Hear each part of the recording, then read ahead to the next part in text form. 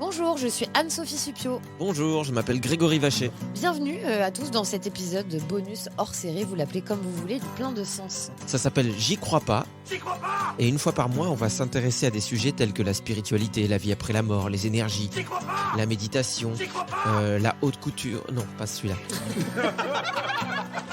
J'y crois pas, tu vois. Bon, on y va, on écoute. Ça me ferait plaisir, oui. J'y crois pas. Merde. Aujourd'hui, nous vous présentons Ludivine Morin. Alors Ludivine, attention, elle est psychogénéalogique. Alors c'est trop bien dit, voilà. Franchement, moi j'aime quand un podcast il démarre sur les chapeaux de roue parce que ça nous donne une idée de la qualité de l'entretien qu'on va avoir. Effectivement, elle est psychogénéalogique. Mon cerveau était bourré sur le nom. Ouais. C'est quoi, on va accueillir Ludivine, on va lui demander ce qu'elle est, peut-être ça nous mettra plus à l'aise. D'accord, juste je fais quand même une petite dédicace à Lila, puisque c'est Lila qui m'a mis en relation avec Ludivine, que j'embrasse très fort. Elle m'a dit, tu vas voir, c'est quelqu'un de génial, elle a beaucoup de choses à nous apprendre. Bon, et moi je fais une dédicace à mon papy, mais ça n'a rien à voir. Allez. Ah si, ça a rien à voir avec la psychogé, c'est parfait. C'est vrai. Ah bah voilà, j'aurais Bonjour pu dire Ludivine. psychogé. Bonjour à tous les deux.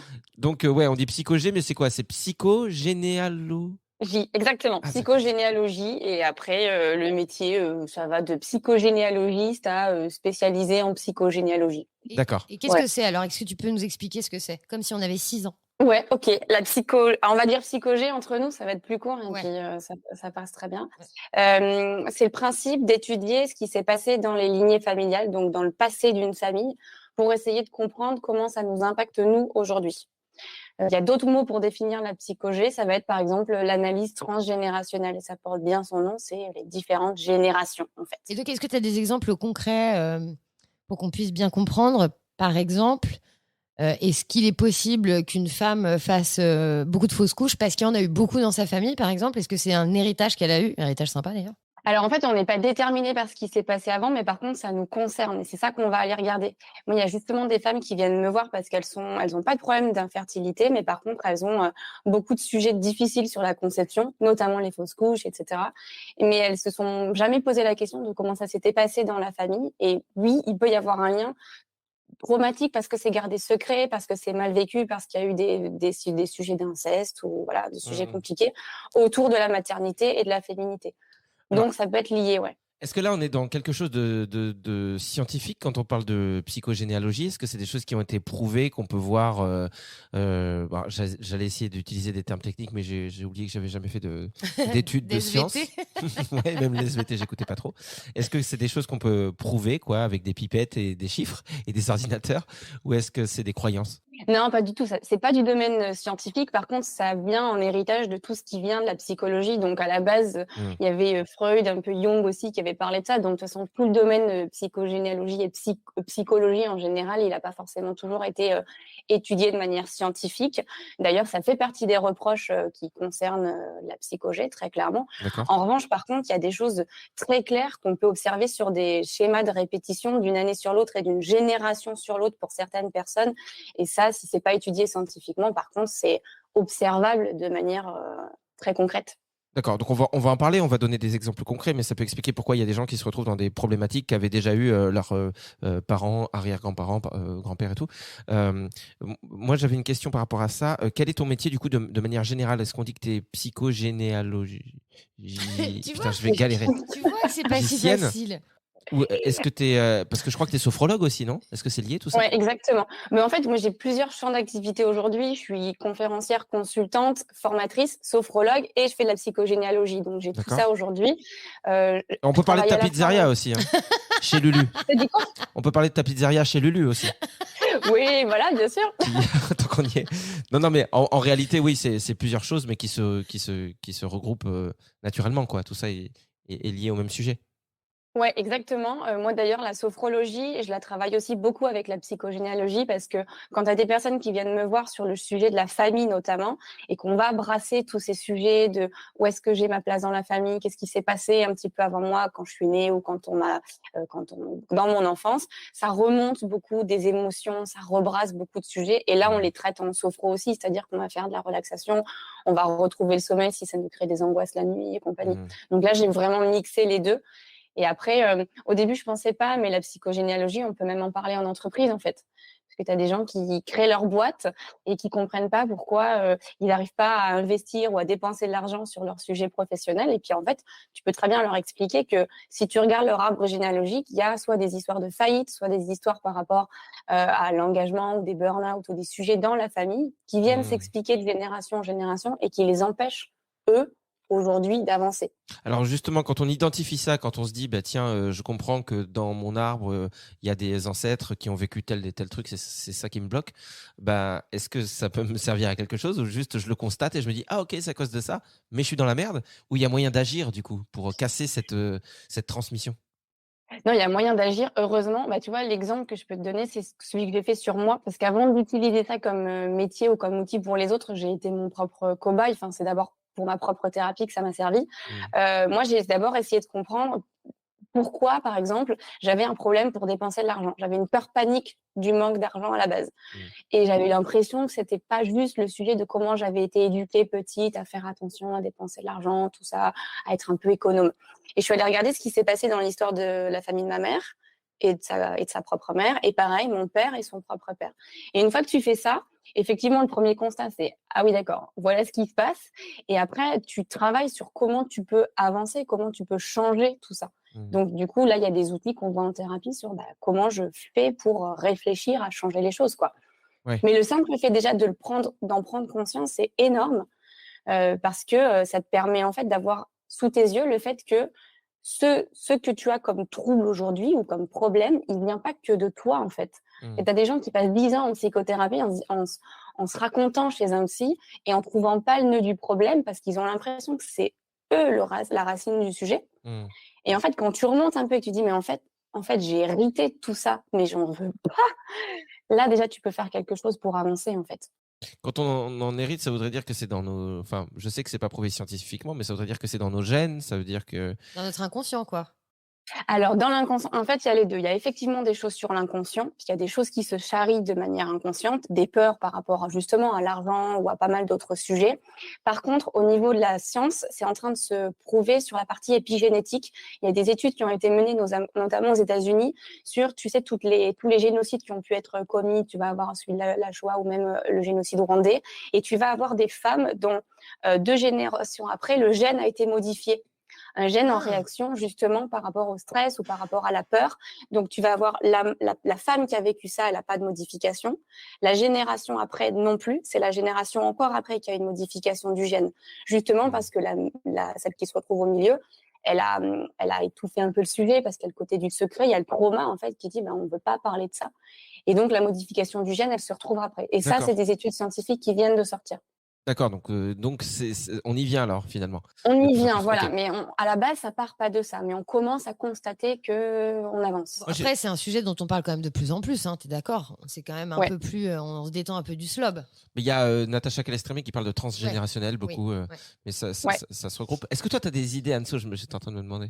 Est-ce que toi, ça te parle, par exemple? Est-ce que tu as des trucs dans ta famille où tu dis, tiens, on a tendance à reproduire des trucs? En fait, ce que tu dis, Ludivine, sur toi, par exemple, moi, je suis totalement l'inverse. J'ai été élevée par une maman qui nous a appris à faire attention aux sous et moi, je suis un vrai panier percé, quoi. Moi, je pourrais ouvrir la fenêtre et balancer des billets de 50 que j'ai pas, mais si ça fait plaisir aux gens. Et c'est vrai que je comprends pas pourquoi je suis comme ça, alors qu'en réalité, j'ai pas l'impression que. Du coup, c'est totalement hors sujet. Parce qu'on est en train de dire des trucs qu'on se transmet de génération en génération. Tu es en train de dire, moi, je suis la seule. Non, mais justement, c'est parce qu'en fait, ça me parle parce que je pense que si je fais une recherche dans mon arbre, il est possible que je trouve des gens qui étaient comme ça, tu vois. Il est possible qu'en fait, finalement, je sois pas juste une meuf irréfléchie avec la thune, tu comprends? Je sais pas, t'as pas 50 € s'il te plaît? Si, t'inquiète, ça va venir après. Il y a ces sujets-là, mais en fait, ça va être soit au-dessus de toi, effectivement, des gens qui n'ont aucun complexe par rapport à l'argent, mais ça peut aller sur d'autres sujets. Ça peut être un sujet sur la générosité en général, sur le fait qu'on va donner. Tu vois, moi, quand je me suis demandé pourquoi j'avais peur de dépenser, je me suis rendu compte qu'au-dessus de moi, il y avait eu des faillites et qu'en fait, le sujet même d'entreprendre et le sujet même de devenir propriétaire d'une boîte ou gérant d'une entreprise, c'était soit perdre sa vie, soit perdre énormément d'argent, soit perdre sa réputation. Ça, c'était d'un côté paternel et de l'autre côté, c'était l'argent, ça sert que à vivre et à s'alimenter, surtout pas à se faire plaisir, parce qu'il y avait des migrations du côté de l'Espagne, etc. Donc, j'ai pas juste trouvé des gens qui avaient peur de manquer, j'ai aussi trouvé des gens qui en avaient énormément perdu. Donc, toi, dans ton sens, ça peut aussi peut-être être justement des sujets par rapport ou à la pleine générosité ou à d'autres facteurs, en fait. Moi, j'ai un exemple aussi là qui me parle un peu dans ma famille. Bon, on parle de nous parce que évidemment, les gens qui nous écoutent, on connaît pas Leur leur vie. famille. Bah Pour oui. l'instant, hein, on va peut-être organiser un apéro géant d'ici la fin de la saison, on va voir. Mais moi, tu vois, il y a un modèle que je retrouve assez facilement, c'est que les femmes dans ma famille euh, sont des femmes qui ne travaillent pas ou peu, on va dire. Elles ont des petits Ouais, boulots ou pas de boulot. Elles sont très effacées par rapport à leur mari. Et quand elles essaient de se lancer dans des projets professionnels, ils échouent. ouais. Et je pense à ma sœur là aujourd'hui qui est vraiment la reine des échecs. Je lui fais une grosse dédicace. Non, c'est Ouais. horrible. Quelle Non, horreur. non, mais pas du tout. Mais Arrête. je pense à ma sœur qui est en train de faire des trucs incroyables. Mais je veux dire, elle travaille dessus depuis des années, des années, des années, et c'est très difficile. Et là, c'est comme s'il y a un défi qui se jouait, quoi. C'est-à-dire que si ce qu'elle Ouais. fait aujourd'hui en tant qu'artiste marche, elle aura réussi quelque part à conjurer le sort. Tu vois ce que je veux dire? Mais je vois ma Exactement. mère qui était peintre, elle a arrêté de peindre très vite. Elle s'est retrouvée dans des bureaux à être hyper mal payée. Mes tantes, elles sont toutes hyper mal payées. Ma grand-mère, elle gagnait rien. Enfin, et c'est les hommes qui portent. Alors, je sais qu'il y a peut-être un truc culturel Ouais, il y a un aussi truc d'une de époque, génération, ouais. mais en tout cas, je suis désolé, mais autour de moi, dans toutes les familles, tu trouves au moins un ou deux exemples, Ouais. même dans les familles à la campagne, de femmes qui ont pris leur carrière professionnelle en main, qui ont fait ça, ça, ça. Nous, les femmes sont hyper, hyper effacées. Est-ce que ça peut être du transgénérationnel, justement? Oui, mais complètement. Mais ce que tu dis, c'est pas seulement qu'elles sont effacées, c'est qu'elles essayent, mais qu'elles n'y arrivent pas. Donc, en Ouais, fait, il y a aussi un sujet sur on tente, mais il y a quelque chose qui fait qu'on avorte notre projet et on s'autorise pas. ouais. Donc, on va travailler sur la vision du féminin, la place de chaque femme, et voir pourquoi est-ce que on s'empêche. Et c'est complètement du sujet du transgénérationnel, complètement. Et du coup, tu essayes de retrouver ta place dans cet écosystème. Et quand je dis ça, c'est vraiment de le représenter aussi. Il y a un des outils qu'on fait en psychogé, c'est le génogramme. Donc, c'est vraiment ton arbre généalogique, quoi. Et tu peux le voir, ça, physiquement, que ça se reproduit, en fait, qu'il y a quelque chose qui descend. Mais Mm. du coup, c'est intéressant ce que tu dis, Ludivine, parce que comment ça se passe du coup, comment tu travailles avec tes clients, par exemple? Est-ce que, par exemple, moi, je viens te voir, du coup, je dois aller interroger les membres de ma famille pour, tu vois, Ouais. est-ce que je dois savoir comment s'appelaient les gens, leur métier? Qu'est-ce que je dois poser comme question? Tout ça, tout ce que tu as dit, Ah, c'est exactement ça. C'est important de le dire. C'est pas moi qui fais les recherches. J'apprends aux autres. Enfin, je permets aux personnes d'essayer de comprendre comment aller faire ces recherches-là. Il y a pas de, c'est hyper important de le dire aussi. Il n'y a pas d'acte psychomagique ou, tu vois, ce qu'on fait en psychogé, c'est du terre à terre, c'est-à-dire qu'on va déjà aller poser des questions aux gens. Et souvent, les personnes qui osent pas trop se lancer en thérapie, elles disent mais avec quoi je peux démarrer? On peut déjà démarrer en posant ces questions-là. Comment je suis arrivée au monde? Comment s'est passé même le choix de mon prénom? Quels métiers ont été réalisés dans la famille? Quelles sont les dates? Et en psychogénéalogie, on regarde tous les événements de vie comme les dates de naissance, dates de décès, dates de mariage. Et tu vas te rendre compte que toutes les filles aînées, par exemple, dans une famille, elles divorcent au bout de tant d'années. Enfin, tu vois, et c'est une fois que tu as toutes les infos sur les dates, sur les événements de vie, que tu peux conscientiser, en fait. Parce que souvent, on se doute de tous ces éléments-là, mais le fait de les poser va permettre de comprendre ce qui se passe. Après, j'imagine que la psychogé n'explique pas tout. C'est-à-dire, un tueur en série, on peut pas dire, ah bah oui, mais en même temps, dans sa famille, il avait un oncle qui était un peu bizarre, quoi. Tu vois, ça explique pas Non, tout et non plus. heureusement, il n'y a pas de déterminisme. C'est ce que je disais, il n'y a aucun déterminisme. Tu vois, pour le coup, moi, dans les questions que je me suis posées, c'était, mon papa est décédé quand j'étais jeune, il s'est suicidé. Je me suis effectivement posé cette question-là. Je me suis dit, mais est-ce que ça descend? Mm. Est-ce que le mal-être ou la dépression ou quoi, est-ce que ça peut descendre? Mais en fait, l'angle d'approche, il n'était pas tellement là, il était vraiment comment est-ce qu'on a un rapport à la réussite, à l'engagement, à la vie de couple. Et tout ça, ça a été des facteurs qui ont posé problème.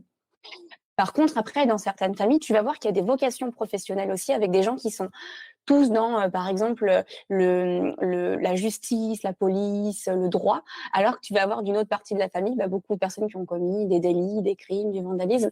Et donc, tu vas avoir aussi des vocations qui se font pour nettoyer aussi certaines mémoires. Ah, ça On ferait une n'est pas bonne en train série de dire télé. qu'on choisit notre métier en fonction des autres, mais Ouais, il y a une influence. Il y a une ouais, influence. c'est intéressant. Et justement, il doit y avoir une espèce d'injustice du coup dans la psychogénéalogie, parce que ça veut dire que si je suis issue d'une famille où les gens depuis des générations ils ont confiance en eux et puis ils cartonnent tout ce qu'ils font, bah en fait je suis un peu sur les bons rails et il y a beaucoup de chances pour que ce soit pareil pour moi. En tout cas, ça peut me mettre une pression sur le fait que moi, il faut que je réussisse. Parce que dans les choses Ouais. qu'on fait, tu me demandais, Anne-Sophie, comment ça se passe. Moi, il y a un des thèmes de la psychologie, c'est l'identité familiale. C'est-à-dire, dans votre famille, par exemple, comment on parle de la réussite, comment on parle de la confiance en soi, comment on parle même d'autres sujets comme la faiblesse, la maladie, la vulnérabilité, l'argent. Et en fait, on se rend compte de comment chaque personne dans la famille positionne ça. Et du coup, ce que ça me fait à moi.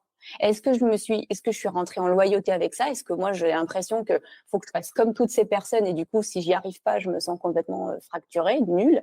Ou est-ce que, en fait, j'ai envie d'envoyer bouler ces items-là et j'ai envie de faire comme moi je veux? Du coup, alors, admettons, Ludivine, bon, moi, c'est pas le cas, hein, j'en parle souvent, mais c'est vrai que j'ai pas de désir d'enfant. Mais admettons, je Ouais. veux avoir un enfant. Est-ce que ce serait pas justement intéressant de faire de la psychogé avant pour lui donner toutes ses chances, hein, Oui. si je peux m'exprimer ainsi? Oui, clairement. Alors, je vais te dire, en plus, moi, je l'ai fait aussi pour moi quand j'ai voulu devenir maman. Je me suis dit, en fait, et ça arrive beaucoup, les personnes qui viennent me voir se disent, j'ai pas envie de reproduire quelque chose au niveau de la relation mère-fille ou de mère-enfant avec mon propre enfant. Et donc, souvent, on fait un peu ce nettoyage-là et la maternité ou la paternité, c'est un moment assez clé pour essayer de déblayer ce qu'on a reçu versus ce qu'on a envie de transmettre. C'est exactement pour savoir où nous, on se situe. Pour pas transmettre de manière inconsciente des schémas de vie, des intentions, des orientations. Donc, c'est hyper pertinent à ce moment-là de la vie, justement. Ah, bah, tu vois, c'est dommage. Fais un enfant. Non, mais je veux dire, ouais. Fais-le. C'est vrai que c'est dommage parce que si j'avais voulu, au moins, j'aurais toutes les clés, quoi. Vas-y. Mais tu vois, je peux te partager quelque chose de personnel. Moi, quand j'ai eu ma fille, j'ai eu un moment donné où j'ai su que c'était une fille, j'ai eu très peur. Je me suis dit, waouh, en fait, c'est pas que j'attendais plutôt un garçon, mais j'avais peur en ayant une fille de reproduire exactement la même chose de la relation mère-fille que moi j'avais eue avec ma propre mère et de ce qu'elle-même avait eu en étant l'aînée avec sa propre maman. Et je me suis dit, il y a quelque chose qui est en train de descendre.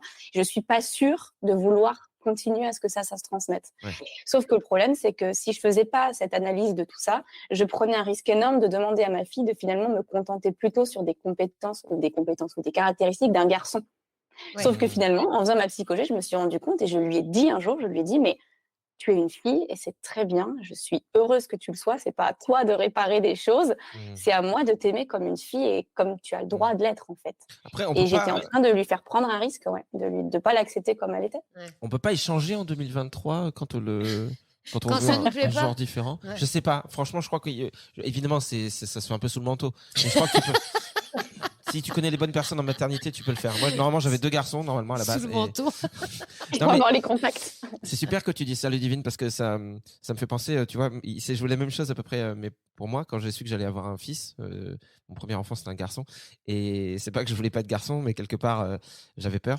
Parce que le schéma qu'on retrouve beaucoup dans ma famille, et je pense qu'il est là depuis longtemps, c'est des rapports père-fils assez compliqués, voire inexistants, avec des pères très absents qui travaillent beaucoup, ou alors même quand ils sont là, ils sont pas là, tu vois. Et moi, j'avais hyper peur du coup d'avoir un fils. Et aujourd'hui, je sais pas si c'est lié à ça, si c'est lié au transgénérationnel, mais pour la première fois de ma vie, je dois partir de chez moi depuis peu, tu vois. Je fais des déplacements professionnels parce que je suis un peu sur scène. Il Et fait donc- la première partie de Verino. Voilà, c'est Ah, super ok. bien, vraiment, c'est génial. Si vous voulez, allez voir, même le spectacle de Verino est super. Bon, gars, ça dépend des fois, quoi. Moi, Hyper ouais, bien. non, écoute, je suis pas fait pour ça, mais au moins, je passe Si, du bon t'es fait temps. pour ça. Non, mais ce que je veux dire, c'est que là, tu vois, pour la première fois, je peux partir 6 jours d'affilée et tout. Et je te jure que je n'ai jamais senti la douleur que j'ai en ce moment dans mes tripes. Ouais. C'est insoutenable. Et je sens que c'est disproportionné. C'est normal que mes enfants me manquent, tu vois, je suis loin. Mais c'est une douleur que je peux même pas expliquer. Et ça me, ouais, ça me retourne de l'intérieur, quoi. Vraiment, après, je vais aux toilettes, je fais des.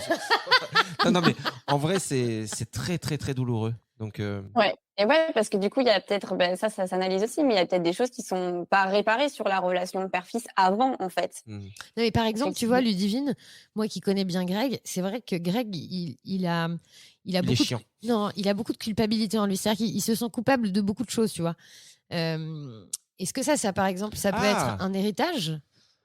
Ouais, C'est une Mais bonne question. complètement. C'est vrai que si ma femme est Complètement. malheureuse, c'est ma faute. Si mes parents sont pas bien, c'est ma faute. Si Mais- mes amis sont pas bien, c'est ma faute. Mais tu vois. oui, c'est vrai que, C'est vrai que c'est marrant. tu te sens coupable Ouais. de tout et pour tout le monde. Mais c'est intéressant, il y a un des sujets qu'on voit en psychogénéalogie, c'est aussi le rôle et la place dans une famille. Et au-delà de ça, c'est le contrat de naissance. C'est-à-dire quand tes parents, quand toi tu nais, quand tu arrives dans une famille, il y a un peu les attentes inconscientes qui sont placées sur toi. Moi, par exemple, les attentes qui étaient placées sur moi, on m'a donné le prénom Ludivine, c'était le prénom de la sauveuse de ma maman, c'était sa marraine, voilà. Mhm. Et donc, j'avais le prénom de la fille qui fait le lien, qui est là pour lier tout le monde. Et quand j'ai voulu me fâcher dans la famille, quand j'ai voulu mettre un peu des choses au clair, on m'a pas autorisée à faire ça parce que j'étais toujours celle qui était là pour relier. Et moi, ça m'a fait rentrer en grande culpabilité à ce moment-là parce que je me suis dit, je suis celle qui suis censée faire le lien et j'ai pas appelé ma boîte Liane pour rien, j'en suis sûre. Mais je m'autorisais pas à dire non, à dire stop, à mettre à distance parce que j'avais été vue aussi dans mon écosystème familial comme celle qui fait toujours le lien. Et ça me rendait malade que les autres soient pas bien, que les autres soient fâchés, etc. Et donc, le sujet de la culpabilité, on travaille à la fois sur pourquoi il y a la culpabilité, mais ça peut être aussi, on prend un dézoom et on se dit, ah, mais en fait, juste sur qu'est-ce qu'on a attendu de toi où on t'es né, dans le projet de naissance aussi, il peut y avoir des explications très claires. Très claires. Toi, Enfin, je toi, dis très clair, mais ça se trouve, je suis pas claire, je sais pas. toi, Si, t'es si. le premier en plus. Oui, je suis le premier. Et puis, je pense que je suis arrivé à un moment en plus. Il n'y avait pas d'autres enfants dans la famille en Il n'y avait plus. pas d'autres enfants dans la famille. Et puis, je Il y a pense des que attentes, ouais. Ouais, mes il y a parents, peut-être ils ça, hein. avaient 22 ans aussi. Et ils étaient très jeunes. Et je crois que ça a été super compliqué aussi. Je pense que malgré moi, à ce moment-là, j'ai un peu gâché leur vie. Tu vois, parce Ouais. que j'étais un bébé. Ma mère, elle n'était pas prête. Elle était super stressée. Mon père, il fallait qu'il taffe. J'étais vraiment celui qui foutait la merde, quoi. Oui, mais c'est pas de ta faute. Et puis en plus, Si, c'était de ma faute. Non, mais J'ai fait exprès d'arriver. Je m'en souviens quand j'étais spermatozoïde, je me suis dit, j'y vais ou pas? Et je me suis dit, tu sais quoi, il mérite. Vraiment, j'ai été t'es malgré. arrivé sous le manteau. Ouais. Non, mais en réalité, tes parents, ils te l'ont jamais dit, quoi. Ils t'ont jamais dit, ah, franchement, c'était vraiment pas le bon moment. Non, mais parce que tes parents, ils te protègent. Mais je pense que Ah oui, mais vas-y. Non, et à la fois, en même temps, c'est vrai que c'est intéressant. Moi, ma mère, par exemple, elle me dit toujours, avec ton père, on te voulait tellement, tellement, tellement, tellement. Et je pense que mon frère, on a 3 ans d'écart et je pense qu'ils auraient voulu un peu moins d'écart. Donc, elle m'a dit, on a vraiment beaucoup, beaucoup essayé. Et t'es arrivé un peu tard. Donc, du coup, c'était peut-être cool pour eux, quoi. Pourquoi tu frappes dans les mains en disant on a beaucoup essayé? On a beaucoup essayé. Attention, c'est gênant, hein, du coup. Les pauvres, ils écoutent tous les podcasts. Ah bah ils oui, vont être si gênés. ils seront tenus peut-être. Mais du coup, en effet, c'est vrai que quand on te fait ressentir que tu as été ultra désiré et ultra aimé même avant d'arriver, bah forcément, tu arrives peut-être plus armé Oui, plus armée, mais il y a aussi les attentes sur la réussite. Tu vois, mais il y a une personne qui vient me voir, elle me dit qu'elle se bride, par exemple, tous ces schémas de réussite, réussir en entreprise, réussir dans son couple, réussir dans sa vie de famille, aussi parce qu'elle a été la première avec énormément d'attentes. Il y a ce schéma aussi de la réussite et il faut que ça fonctionne aussi avec toi. Donc c'est pas pour tous les premiers enfants qui ont été désirés, il n'y a aucun copier-coller qu'on fait. Ouais, mais par contre, on va l'analyser comme ça en se disant, est-ce qu'il y a des côtés qui m'ont porté? Et puis, est-ce qu'il y a aussi un petit peu des boulets aux pieds en parallèle de cette histoire de vie, en fait? Moi, je me demande si quelqu'un nous écoute et que malheureusement cette personne aimerait en connaître plus sur sa famille, mais que c'est pas possible parce que soit les gens sont décédés pour la plupart, soit il y a des liens rompus, soit des fois une adoption même peut-être. Et donc du coup, comment ça se passe? Ça aussi, ce serait peut-être une autre question. Ça. Question dans une question, mais pourquoi pas? Et même, tu vois, il y a des gens. Moi, par exemple, je sais qu'avec ma mère, j'ai essayé de comprendre des choses que je ne comprendrai jamais parce que je pense qu'elle se ment à elle-même. Il y a des trucs trop douloureux qui font que. Donc, t'as pas accès à certaines informations. Est-ce que ça veut dire que c'est foutu? Est-ce qu'il y a des moyens quand même de travailler en psychogénéalogie, même quand on a justement ces difficultés-là? Ouais, les deux réponses sont un grand oui. Moi, quand j'ai démarré, je me disais que j'avais aucune info parce que côté de mon papa était décédé depuis déjà 17 ans et dans la famille, on voulait pas parler de ça parce que, comme je vous l'ai dit, c'était un peu traumatique, donc peu d'infos. Et de l'autre côté, il y avait qu'une seule personne qui me donnait des infos, mais depuis plus de 30 ans. Et donc, j'avais toujours eu le même roman, le même récit. Ouais. Donc, je me suis auto-censurée en me disant, je veux plus de cette version-là parce que je l'ai trop entendue. Mais je me suis dit, tu pars mal parce qu'il te manque des infos. Et il existe effectivement plein de manières de trouver des documents. Moi, dans les personnes que j'accompagne, je leur donne des infos sur comment chercher des éléments sur des personnes vivantes ou des personnes décédées. Et puis, il y a aussi qu'en fait, en vrai, quand on commence la psychogénéalogie, on commence avec ce qu'on a. C'est pas une excuse ou un prétexte de dire j'ai pas assez donc je peux pas avancer. Et puis, il y a aussi plein de choses qu'on peut travailler qui sont indépendantes des dates et des éléments de vie, comme justement ce que je disais tout à l'heure, l'identité familiale, c'est-à-dire, voilà, dans ma famille, comment on parlait de l'argent, de la colère, de la joie ou de certaines idées, ça dépend pas des dates ou des éléments de vie. Et ensuite, est-ce que du coup, moi, je sais qu'il y a des personnes qui ont aussi des migrations ou même par rapport à l'adoption, tu posais la question, on peut de toute façon aller retrouver, puisque quand on connaît le pays d'origine, on peut, et après, il y a des moyens d'aller chercher dans chaque pays. En France, c'est les archives départementales, par exemple. Dans d'autres pays, ça va être consigné dans les diocèses, par exemple. C'est fait de manière différente. Mais après, il y a aussi d'autres choses comme des photos, comme des documents officiels qui nous permettent aussi de trouver. Ouais. Mais on n'est pas obligé de se lancer dans quelque chose de complètement archéologique. Hein. Enfin, moi, les gens qui viennent, ils démarrent avec peu. En général, on n'a pas besoin d'aller non plus sur 5 générations. Sur 3 à 4, ça suffit. D'accord. Donc, en vrai, il y a nous, peut-être notre enfant si on en a, mais nos parents, nos grands-parents, c'est déjà pas mal. D'accord. Et là, en général, on a les infos sur les prénoms et on commence petit à petit avec ce qu'on a. Et finalement, ça s'étoffe. Moi, quand j'ai démarré ma psychologie, j'avais vraiment pas beaucoup de choses, mais j'ai déjà compris dès le début, en fait.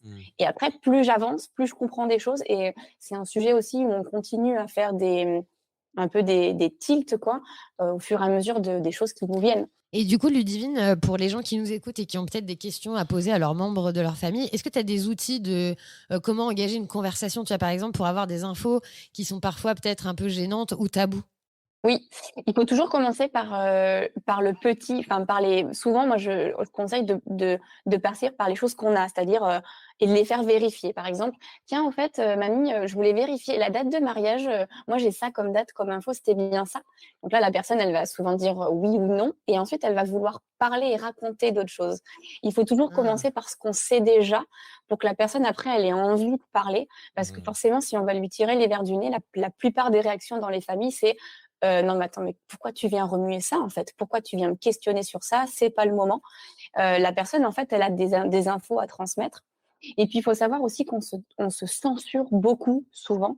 On se dit, non, mais elle va pas vouloir me parler de ça parce qu'il y a eu un enfant, elle a perdu un enfant, parce qu'il s'est passé quelque chose. Et en fait, on ne sait pas. Moi, j'ai des personnes qui me disent, je suis allée questionner des membres de ma famille en étant persuadée qu'ils me diraient rien. Et ils ont eu envie de parler. Donc, faut pas se censurer non plus. Et il faut aussi le ramener à soi, c'est-à-dire pourquoi est-ce qu'on a envie de faire ça? En disant, j'ai besoin de faire ça, pas pour remuer ce qui s'est passé dans la famille pour le simple plaisir de le faire, mais pour comprendre, pour le transmettre à mon enfant, pour le poser quelque part, en fait. Puis bon, c'est pareil, si on attache son papy sur une chaise en lui mettant une lampe dans le visage, en lui disant « Parle maintenant !» Ça te donne pas envie. Mais il va parler, par contre. Ouais, c'est sûr. C'est ça qui est bien. Moi, je me posais aussi une question, je te dis comme ça arrive dans ma tête, tu vois, mais... il y a une partie de moi qui a peur de tout ça, qui se dit est-ce que parfois en voulant comprendre les choses pour aller mieux, ça fait pas l'effet inverse? C'est-à-dire que est-ce que des fois, tu vois, en te posant trop de questions et en allant justement à la quête de tout ça, tu rentres pas dans quelque chose de trop complexe qui prend trop tout ton cerveau et qui... En fait, je te dis ça parce que je suis aussi dans cette phase de ma vie où je suis allé voir pas mal de psy, je suis allé voir j'ai essayé plein de choses, quoi, des énergéticiens et par moments, je me dis, ça se trouve, la clé du bonheur, c'est de se poser aucune question, tu vois, d'aller à l'inverse de tout ça, tu vois, et de se dire vivre le moment présent. Mais ce qui est très bien dans la théorie, mais en pratique, c'est pas facile. En fait, déjà, si tu te lances dans ce genre de sujet, c'est que tu sens qu'il y a quelque chose que tu n'arrives pas à résoudre. Comme tu dis, ça fait des années que je cherche et pour autant, j'arrive pas à comprendre quelque chose. Donc, tu y vas si ça fait sens pour toi. Ouais. Après, effectivement, il y a une partie où ça brasse. Ça, c'est très clair. Il y a un moment où le fait de remuer des sujets va perturber et ça tangue un peu. C'est pour ça que moi, j'accompagne aussi avec la sophro pour temporiser tout ça et pour expliquer que c'est normal. Quand tu es dans un processus où, par exemple, tu te rends compte qu'il y a des choses qui vont pas dans ta vie, mais tu n'as pas envie de les bouger, c'est un peu les bénéfices secondaires. Si tu te dis, c'est une épine dans le pied, mais j'ai pas envie de l'enlever parce que finalement, ce serait trop compliqué de changer. Mais par contre, une fois que tu as passé cette phase où ça tangue, tu as éclairé tellement de sujets que forcément, ça va mieux. Forcément, ça va mieux. Ouais. Ça, c'est inévitable. Et heureusement d'ailleurs. Mais par contre, il faut s'attendre à ce qu'il y ait un moment où ça brasse, ouais. Moi, j'avoue que pour avoir travaillé un peu sur mes parents, il y a eu une période où c'était très compliqué. Même j'ai été, je pense, assez dur avec eux. Tu dis quoi, pardon? Je me rappelle. Ah oui, elle commente à côté de la table. Je me rappelle. Oh là là, je me rappelle.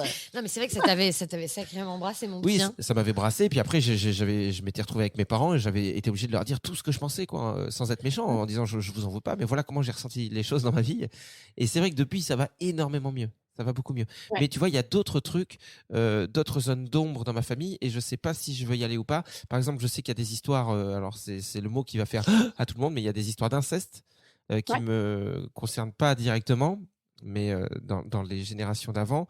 Et je sais c'est un peu le. Enfin bon, de toute façon, c'est un sujet très très très Bah lourd. ouais. Puis c'est Mais difficile parce que effectivement, comme tu le dis, comme ça te concerne pas directement, ça me c'est peut-être concerne pas difficile à directement. aborder du coup. Mais du coup, ça pourrait. Enfin. Et c'est un impact sur toi, par Ouais, contre. c'est un lien sur la Oui, oui. violence qu'il y a eu dans ma Ouais. famille, dans toute une partie de ma famille, et le fait que les rapports aient été très lourds et qu'il y ait aujourd'hui des rapports un peu brisés, qu'il y ait de la souffrance. Et en fait, s'il n'y a pas des mots qui sont posés là-dessus, les enfants, ils arrivent et ils se disent juste, ouah, j'ai une famille compliquée, quoi. J'ai une famille, les Ouais. rapports, ça fait mal, ça pleure, ça crie, ça coupe les ponts. Bah, je Pourquoi? pense que tu as tout dit avec le mot, s'il n'y a pas des mots qui sont mis dessus. C'est vraiment la phrase clé, en fait. Souvent, même dans ces complications de famille-là, enfin, dans ces sujets difficiles, quand on met pas des mots, malgré tout, les enfants sentent qu'il y a quelque chose qui va pas. Parce qu'on constate une violence, parce qu'on constate, les enfants, ils sentent qu'il y a une tension, qu'il y a quelque chose, il y a des mots qu'il faut pas prononcer, il y a des choses qu'il faut pas dire, parce que tout le monde se raidit quand on approche certains sujets. Et du coup, les enfants somatisent ça. Et ils l'extériorisent, ils l'expriment d'une autre manière. Hmm. Dès qu'on va mettre les mots sur ce qui s'est passé, les enfants et toutes les générations, en fait, sont concernés par ça. C'est OK, Ouais. on a mis des mots, on a nettoyé, en fait, le Ouais. sujet. Mais justement, tu vois, là, je vais, tant qu'on est sur ce sujet-là qui est terrible, l'inceste, en fait, j'ai l'impression que je suis en train d'ouvrir les yeux là-dessus, dans le sens où j'ai l'impression que ça concerne beaucoup, beaucoup, beaucoup plus de familles que ce qu'on pourrait croire. Et les chiffres sont énormes d'ailleurs. Je sais pas pourquoi je dis ça parce que je l'ai pas. Mais c'est. Tu peux inventer des 8. Non, mais en vrai, franchement, il y Mais- a un cas d'inceste sur je sais pas combien, mais en fait, c'est énorme. En Mais fait. comment tu fais justement quand tu veux travailler sur des trucs comme ça dans ta famille, sur Ouais. le côté transgénérationnel, parce que là, on est d'accord que c'est très compliqué d'aller voir les membres de ta famille, alors, soit ceux qui t'ont fait des trucs directement, soit des gens qui ont été touchés, de dire, Ouais. oh, tu vois, c'est chaud, quoi. Comment Alors là, tu veux il parler de n'y tout a ça? pas de réponse parce que chacun va y aller avec son approche, est-ce qu'il l'a vécu lui ou est-ce qu'il est Ouais. concerné parce que ça passe dans la famille. Il y a un livre qui est très intéressant qui s'appelle Les secrets de famille de Serge Tisseron qui permet justement d'aborder ça parce que souvent, dans la dynamique du secret, il y a les personnes qui ont envie de mettre le secret à jour puisque le secret, c'est vraiment la séparation entre ceux qui savent et ceux qui ignorent. Et puis, tu as ceux qui vont devoir révéler quelque chose et qui sont embêtés par ça. Il y a effectivement des manières d'approcher ces sujets-là. Tu peux de toute façon, le sujet, c'est de ramener à toi, de dire j'ai besoin de comprendre, j'ai envie de l'entendre. Il y a des manières aussi d'aborder les choses en famille. Moi, j'ai commencé à faire des séances avec plusieurs membres d'une famille pour qu'ils se disent les choses dans un cadre sécurisé. C'est-à-dire que si tu fais ça dans un repas de famille à Noël, ça va exploser et ça peut être plus cataclysmique qu'autre chose et du coup refermer le dialogue.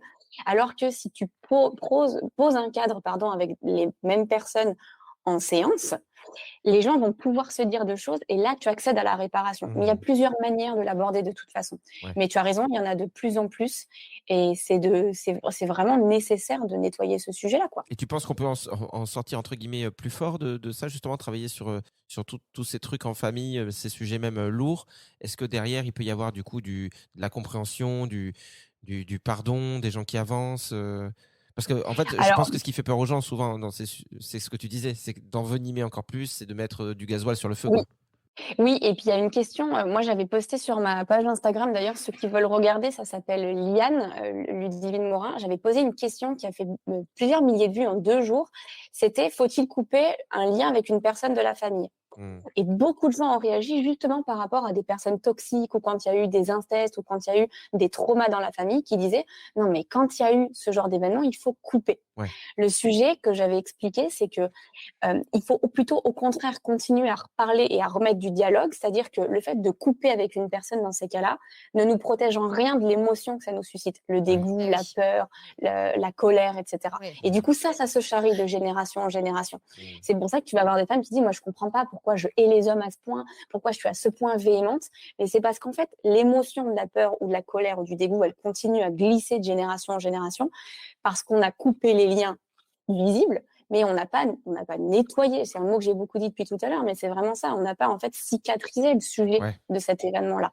Ouais, c'est un peu le truc de la métaphore de j'ai une flèche dans la jambe, mais j'ai pas envie de l'enlever parce que ça va faire tellement mal Je prends d'imaginer pas le mal, truc. mais vraiment, cette métaphore, j'y vais pas. Non, mais tu vois, t'as une flèche dans la jambe, une vraie flèche. Tu sais qu'il y a l'embout en métal et tout. T'as pas envie de tirer et tout. Tu dis, tu sais quoi, Ça va je la regarde plus et laisse tomber, ça va faire trop mal.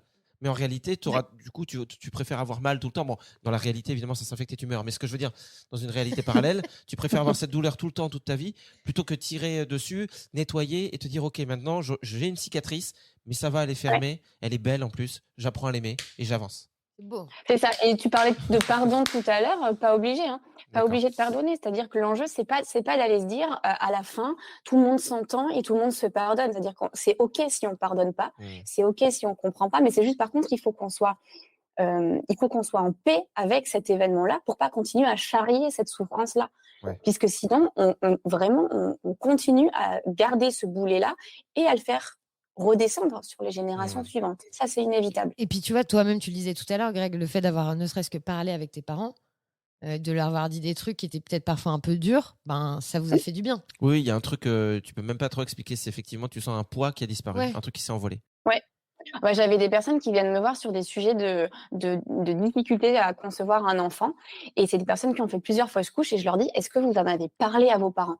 Ah non, mais j'ai trop peur de leur faire de la peine, je vais leur faire du mal. Je dis, normalement, c'est vos parents, donc vous risquez pas de les blesser, ils vont peut-être s'inquiéter pour vous, mais parlez-en. Ils en parlent à leurs parents. Leurs parents leur disent, écoute, faut qu'on te dise, on t'a jamais dit, mais pour toi, ça a été très compliqué de t'avoir, ça a été un parcours de conception très dur, etc. Et en fait, les personnes reviennent me voir en me disant, le poids que ça m'enlève d'en avoir parlé.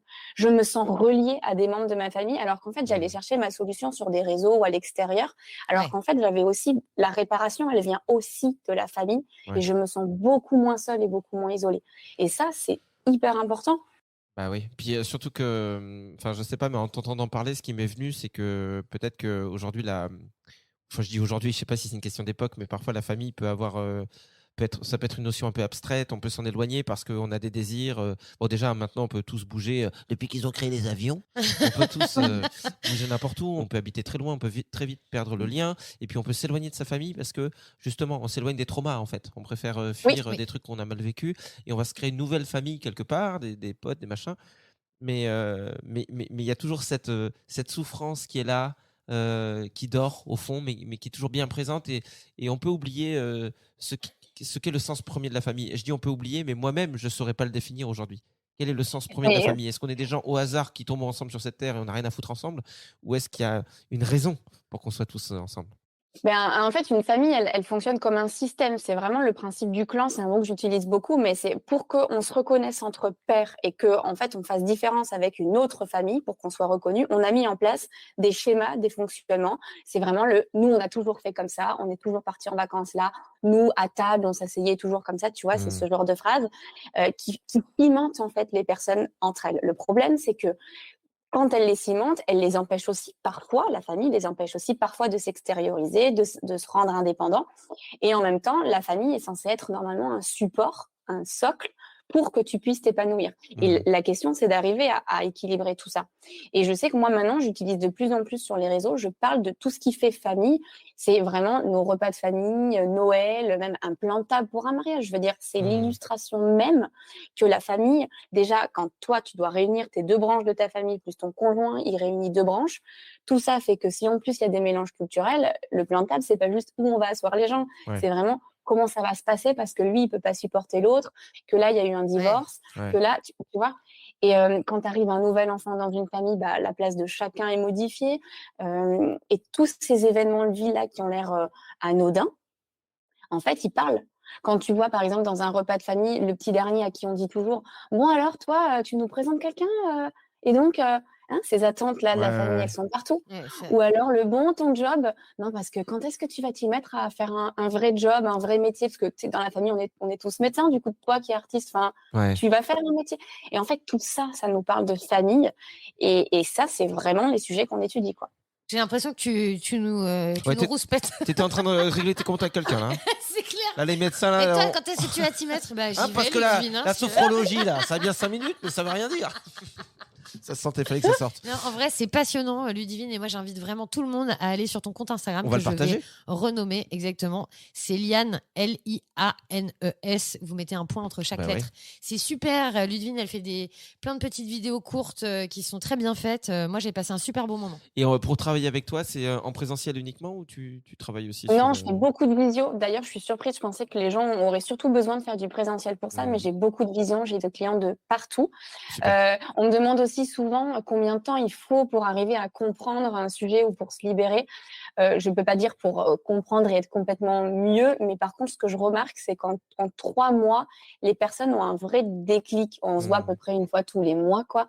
Les personnes ont déjà un vrai changement dans leur tête. Et puis après, bien sûr, on continue à avancer, quoi. Donc, on n'est pas obligé de partir en thérapie sur des années. C'est sûr. Et puis ça permet des petites choses ponctuelles aussi. Il y a des podcasts, vous pouvez aller regarder. J'ai fait des podcasts sur le burn-out, une conférence sur le prénom pour comprendre pourquoi notre prénom nous impacte. Toutes ces choses-là, c'est des petites choses pour démarrer, quoi. Ah, super. Ça donne envie. Ouais, on va partager tout ça de toute façon, Ludivine, parce qu'on est dans l'échange et le partage. Dans notre moi, podcast, je suis généreuse. tu nous as donné envie d'aller écouter ton podcast. Ouais, c'est clair. Non, ça a l'air super intéressant. Mais ouais, c'est super intéressant. N'hésitez pas à contacter Ludivine si vous voulez travailler là-dessus, parce que c'est vrai que des fois, on avance effectivement avec des boulets et puis on a l'impression qu'on s'y habitue, même on les sent même plus, alors qu'on peut s'en libérer. Ouais. Moi, mon petit boulet, c'est quoi? C'est Anso? Bah, bien sûr, attends. Mais j'ai pas envie de m'en libérer. C'est pas vrai. Petit boulet, ça m'irait bien comme surnom. Ouais. Ça met bien en valeur. Et moi, tu me surnommerais comment? Oh, si tu savais. Je veux pas être vulgaire, quoi. Bon, Ludivine, on t'embrasse très très fort. Merci beaucoup. Merci à vous deux. Et... merci, c'était un super moment. Et Anso, je t'aime. Je sais c'est pas le moment, mais je t'aime très fort. Je sais que je te charrie beaucoup dans les podcasts ces derniers temps, mais sans toi, je ne suis rien. Bah ça, c'est vraiment gentil. Puis t'es temps que tu t'en rendes compte quand même. Hein. Allez, bisous Ludivine. Je suis pas rien. Moi aussi, je t'aime. Merci à tous les deux, merci. Bisous, salut. Bisous. On a commencé ce podcast comme on le finit comme on l'a commencé, c'est-à-dire un peu en pipi. Ouais. Alors, rappelle-nous son métier, Elle était psychogénologue. Allez, bonne journée. Elle fait de la psychogé, quoi.